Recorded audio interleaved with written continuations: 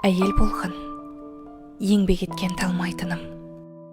Ғұмырын тек хақ жолына арнайтұғын. 18 мың қаламда тербетілген бір нәзік үніменен баурайтұғын. Әйел болған, тектілікпен тік тұратын, нәзіктікпен жауһарлығын шөк қылатын, бекзаттықтың белбеуін буынып ап, биіктігін бұрымымен ұқтыратын. Әйел болған, сезіммен сөгілмейтін, керегесін көктегі көгім дейтін, шаңырағын тәңір берген төрім дейтін, азаматын ертеңім ерім дейтін.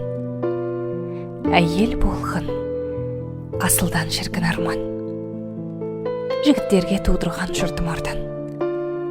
Әйел болған берекенің бастауындай, әйел болған